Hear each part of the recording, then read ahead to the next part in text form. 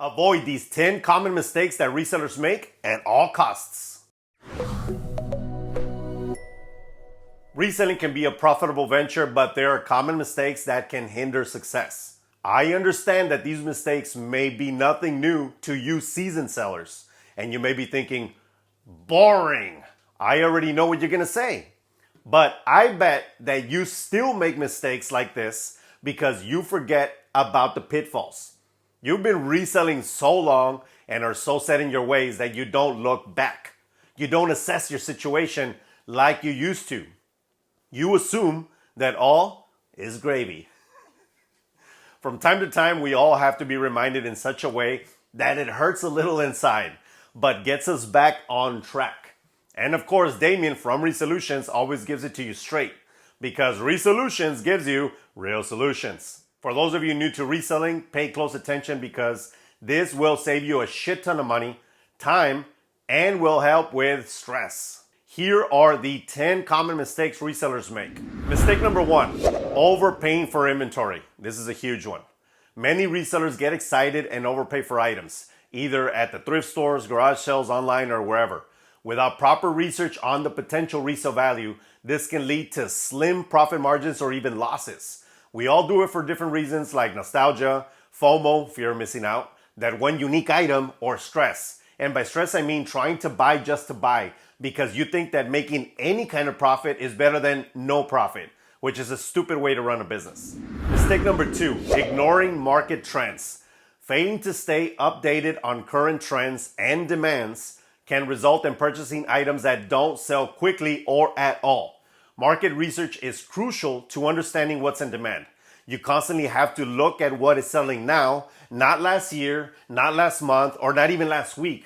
As an example, this cup was a market trend that lasted about 2 weeks. I was one of the first on board and banked on about 45 sales that doubled my money. But what about the rest? Those people that saw my sold comps and thought, I want to do that too, after the fact, probably got stuck with all that merchandise that never sold at break-even price, or at a loss. Stay up to date, people. Mistake number 3, underestimating shipping cost. Miscalculating or underestimating shipping costs can eat into profits. It's important to factor in packaging weight and distance when estimating shipping expenses. You also have to factor in time. This is one of the most overlooked expenses because we tend to just want to give it away freely. Don't do that. Always be mindful of how long it will take to ship out an item. This is especially apparent when shipping out breakables or glass. It's usually time consuming to wrap up and protect the contents from damage. Mistake number 4, poor listing practices.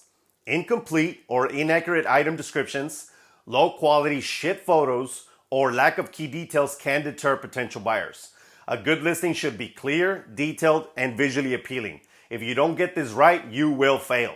I have videos that will help you shoot better photos, write better titles, and more. I will link everything down below because it is way too much info for this one video. Mistake number 5, overlooking condition and quality. Not thoroughly inspecting items for defects, wear, or damage before purchasing can lead to returns, negative feedback, and a bad reputation as a seller. It will happen here and again, but you have to minimize waste. Let's say you bought that great Pendleton jacket that resells for $60 and you paid only $5. When you get home, you notice that it has a big ass tear on the armpit and the neckline looks like you rubbed chocolate on it. Now you have to wash it and fix it or discard it. Either way, you're f***ed. Always perform detailed inspections before buying. Mistake number 6, neglecting customer service. Poor communication, slow response times, or lack of resolution for customer issues can result in negative reviews and a loss of repeat business. Good customer service is key to building trust. I am huge on this. I always respond quickly to all messages and it has served me well.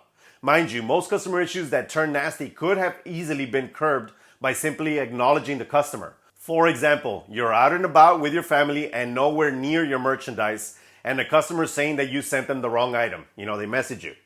Instead of waiting until you get to where your stock is located to verify, you can simply send a message that reads, Greetings from Texas. Sorry to hear about your troubles. We are out of the office at this moment and will help resolve your issue the moment we are back. Thank you for your business and have the best day. Customer acknowledgement is the cornerstone of suppressing the Karen gene. It's as simple as that. Don't overthink it and use it. Mistake number 7, inconsistent pricing strategy. Pricing too high can scare off buyers, while pricing too low can reduce margins. Finding the right balance based on market value, demand, and competition is crucial. My goal in the market is always to be average priced. I don't have to be the cheapest because it takes away from the perceived quality of the item. I don't have to be the most expensive because people want a bargain. If you set your pricing as mid-range, you get the best of both worlds. Mistake number 8, not tracking expenses and profits.